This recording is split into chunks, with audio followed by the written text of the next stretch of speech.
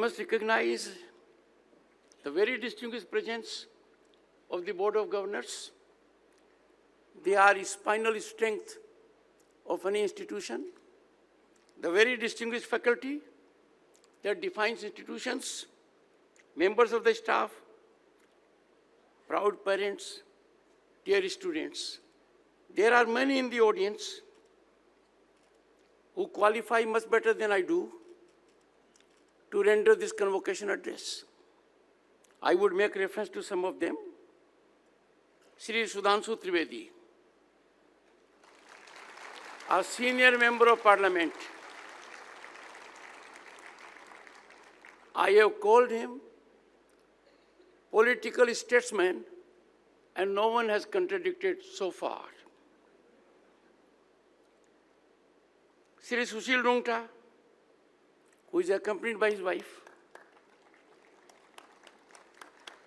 a former chairman of Steel Authority of India Limited, in the world of metal industry, a global authority, and a friend of 6 decades standing.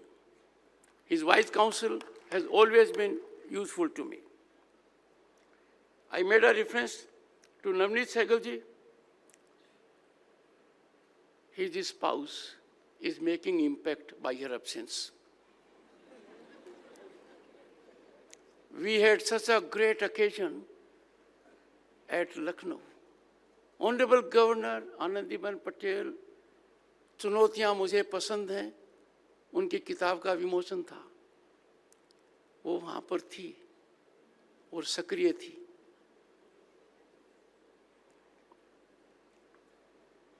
I remember my tenure as Governor State of West Bengal for getting culturally enriched, economically well informed by one who has been President of FICCI also, Sri Sudhir Jalanji.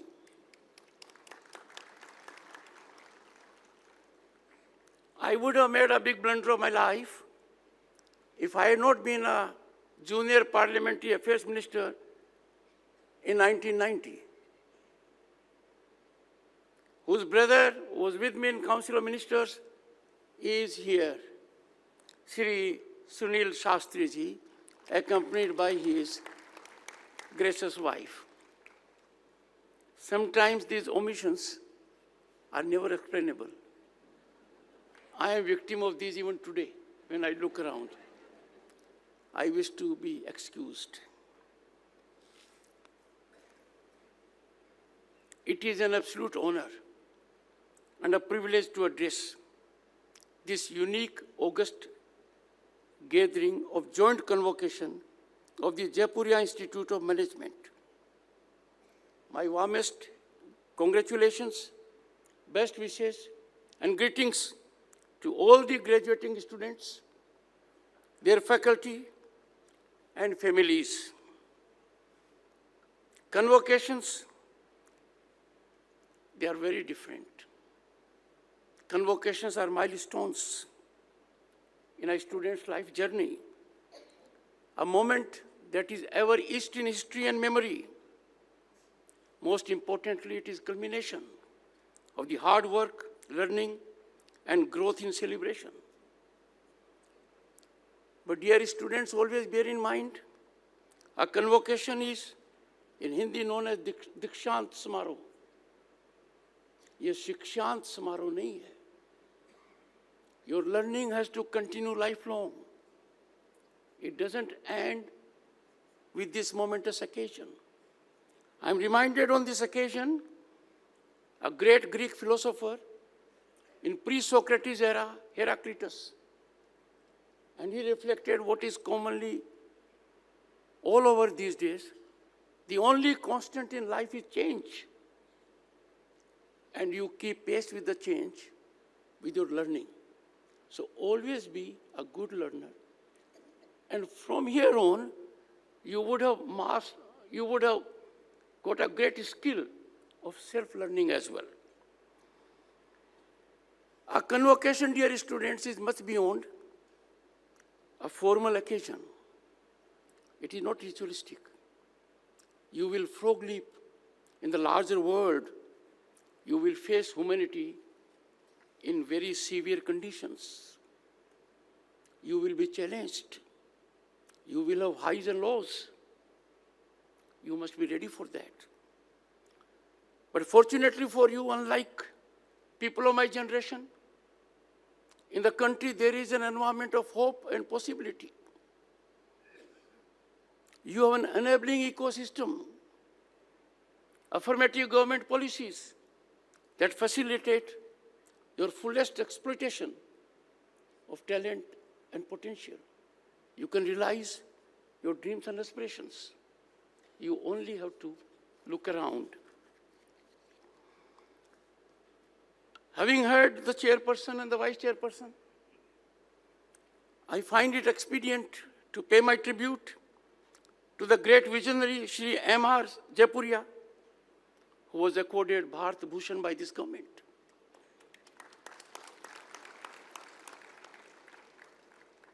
His foresight and commitment established firm foundations and bedrock on which this institution now stands. This visionary foundation now flourishes under dynamic leadership of Chairman Srivats. I'm sorry, I have called him Chairman. Ladies and gentlemen, boys and girls, it is not slip of the tongue. And I am sure this seamless transition will take place.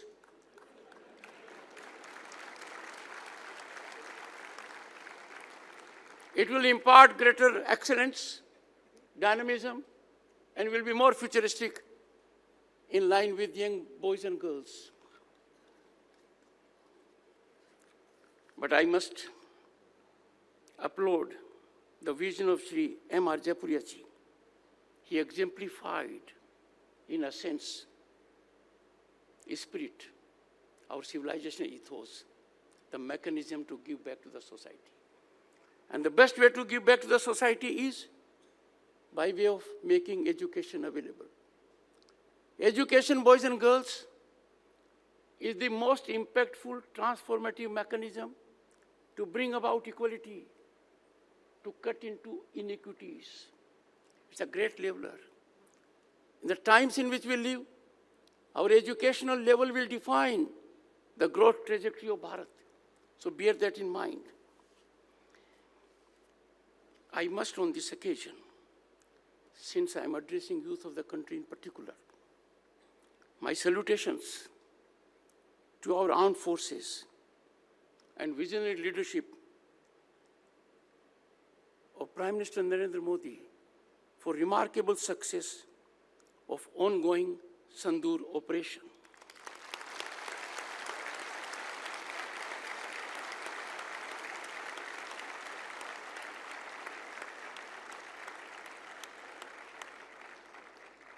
It was a remarkable retaliation befitting our ethos of peace and tranquility to the barbarity that happened on April 22, Pahalgam, deadliest attack on our civilians since 2008 Mumbai attacks.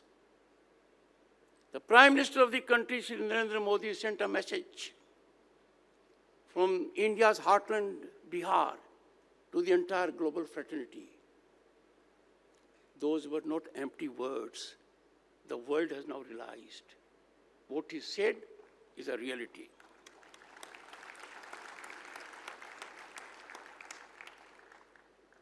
In the mechanics of war and fight against terrorism, a new benchmark has been set. Indian armed forces targeted Jaish-e-Mohammed at Bahawalpur, deep inside Pakistan territory, beyond international border, headquarters of Jaish-e-Mohammed, also Lashkar-e-Taiba's base, Muridke. No one is asking for proof now. No one is asking for it. The world has seen, acknowledged, and we have seen this saga, how that country is deeply engrossed in terrorism when coffins are taken with armed forces and military power and political power accompanying them. Justice done by Bharat to Sandur in sublimity.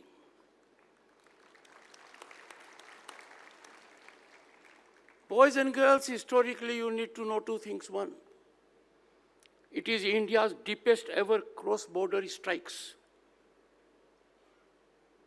A strike that was carefully, precisely calibrated to cause no damage except to the terrorist. This happened on May 2, 2011, when a global terrorist who planned, supervised, executed September 11 attack inside the US in 2001, he was dealt with by the US similarly. Bharat has done it, and done it to the knowledge of the global community.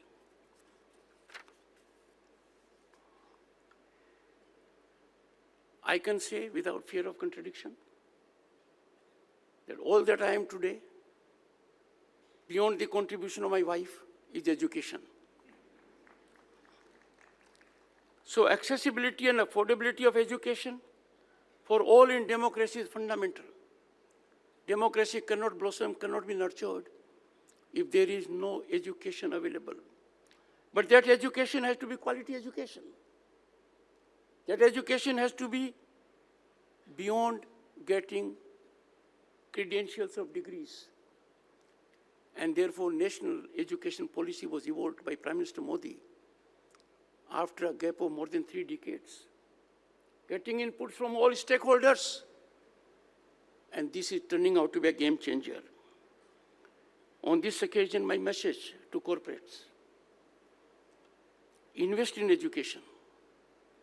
If you invest in education, you are investing in your future. You are investing also for growth of your industry. You are investing for skill. You are investing for national gain. And on that account, I would expect that Jaipuria Institute of Management should have greenfield footprints. I know it is challenging, but time has come when you have greenfield footprints and with respect to emerging technologies. And that is why I said the vice chairman needs to shake off tag prefix vice. In last few decades, we have seen good institutions have come. There has been investment in education. We have brand schools. But what is alarmingly worrisome and a matter of great concern, this country cannot afford commercialization and commodification of education. It is undeniable. It is present. We have to have change of mindset, because education and health, as per our civilization ethos, are not areas to make money. These are areas to give back to the society. We have to discharge our obligation to society. Institutions will be just whether you are making education, quality education available to one who otherwise cannot avail of it. If I had not got scholarship for Sainik School Chittorgarh, I would not have got quality education. And therefore, this can happen only when all pervasive approach is there, that yes, no commercialization, no commodification, only service to humanity. Good enough, make it self-sustaining by getting adequate assistance of alumni. Distinguished people are here. We will have to reflect on this momentous occasion, our glorious historical past. I think about 1300 years ago or 1400 years ago, when Sudhanshu Trivedi is present, I am always careful about statistics. But it's a country where we had Nalanda, Takshila, Vikramshila, Odantapuri, and Vallabhi, and many more. They were institutes of global excellence. People thronged there. They came there. But Nalanda University was destroyed in 1190. The library kept on burning for several days, several weeks. Lakhs of books were destroyed by marauders. Our boys and girls, you need to know about it. Because you are the most vital stakeholders in governance, in future, and you have to pilot the trajectory to Viksit Bharat. Therefore, time has come now to look higher up. Let us be part of global best. At the moment, we have to find place among the best in Asia. Let us march towards that direction.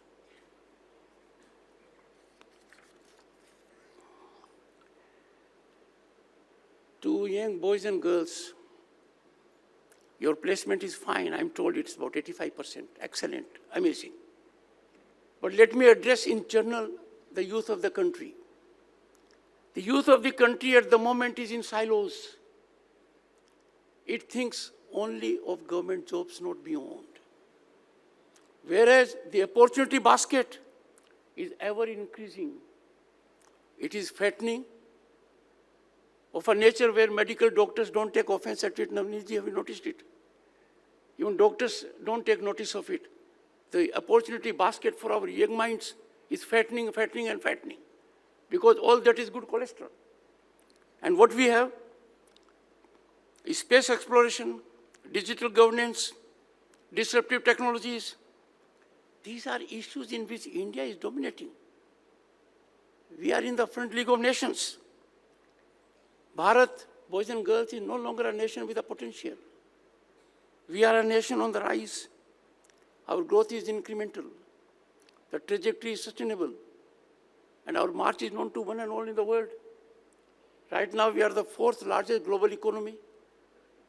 I think matter of a year or two, we'll be the third largest. And therefore, boys and girls have to bear one thing in mind. I salute your intelligence. You are well informed. You would be aware that International Monetary Fund has applauded India, accolated India, that India, Bharat, is a global center, important center of investment and opportunity. Surely it is not for government jobs. You have to think about it. They are coming here for opportunities. You are very much in this country, please do that. The India boys and girls you will be stepping out after getting these degrees is bold, confident, and unstoppable. India is envy of the world on one count, and that is our youth demographic dividend. The average age, the median age as they call in statistics, for India is 28, for US 38 and China 39. Now, in last 10 years, India has seen economic upsurge, phenomenal infrastructure growth, deep technological penetration. People-centric policies have rewarded the man in the last row with a toilet, with a gas connection, with internet connection, with road connectivity, and whatnot. So people have tested for the first time development on the ground. This has converted Bharat into the most aspirational nation in the world today. And when the nation is aspirational, the youth can be restive and restless. And therefore, I appeal to the youth. It is your obligation to look around. Look for opportunities. And I have no doubt you'll find it. Let me take, for instance, disruptive technologies. These have come during our time, your times. I'm an old man. artificial intelligence, Internet of Things, machine learning, blockchain. These are challenges but opportunities. These challenges have to be converted into opportunities. You would have read in history books, Industrial Revolution. What a big change it was. We are at the cusp of something which is much beyond Industrial Revolution. There's a paradigm shift. Call it incursion, invasion, inclusion. Artificial intelligence, disruptive technologies are with us. We have to get opportunity out of them. And this can be only through young minds. You can handle situations by research. But on research, I have one thing to say. And I appeal to one and all. The research must be real research. The research must be a solution. The research must make difference on the ground. The research should not be for self. The research should not be for self in the library, no. And therefore, those who engage in research need to know about it. The future belongs to those who do not fear change. And please do not do that. Research will define where India will be there in global community of nations, whether it is with respect to war or development. World has come to know our Akash, its potency, its efficacy. World has also come to recognize our Brahmas. And there is much more to that. And therefore, educational institutions must get fully funded by corporates. CSR fund must take it as a priority because investment in research is fundamental. Gone are the days when we can wait for others for technology. If we do that, we are handicapped right from the beginning. We must avoid that.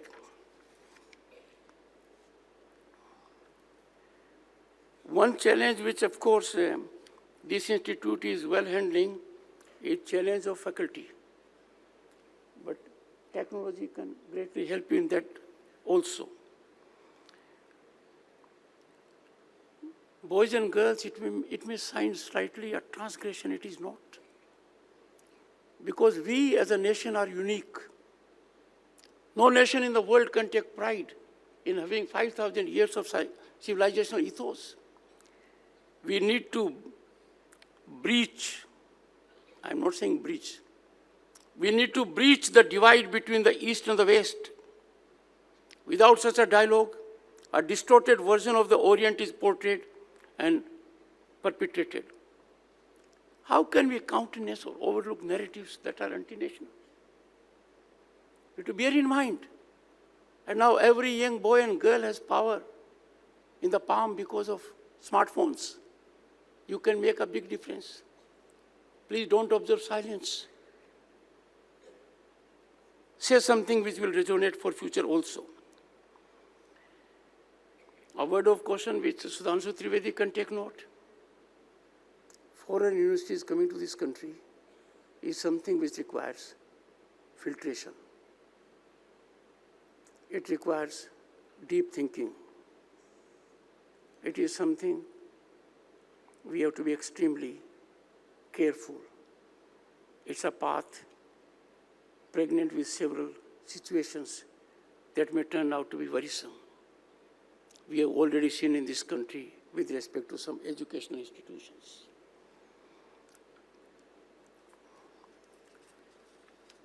I think I have taken time, but I'll focus on one aspect. Every individual is empowered to help the nation in security. And trade, business, commerce, and industry in particular can play a pivotal role in security issues. Can we afford to empower countries that are inimical to our interests? Time has come when each one of us must deeply think about economic nationalism. We no longer can afford, by travel or import, economy of those countries get improved because of our participation. And those countries in times of crisis are positioned against us. And therefore, I firmly believe that we must always keep one thing in mind, and that is nation first. Everything has to be reckoned on the fulcrum of deep commitment, unflinching commitment, dedication to nationalism, because there is no other way out. And that mindset we must teach our toddlers right from day one. Boys and girls, I am concluding. I'm sure you must be tired. I'm sure you are, because you smile only when you agree with the speaker. Never fear failure. Fear of failure is a myth. There is nothing like failure. Failure is a success step to real success. There is nothing like failure. It is success, maybe not fully, partly. Never hesitate to ideate. You have to ideate, because artificial intelligence or something may come in future also, will be a very poor substitute of this mind.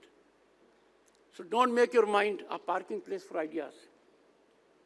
It is not meant to be a parking place. If you get an idea, get into innovative mode, try to execute, and I'm sure you'll find what I said was at least not wrong. Thank you so much for your patience.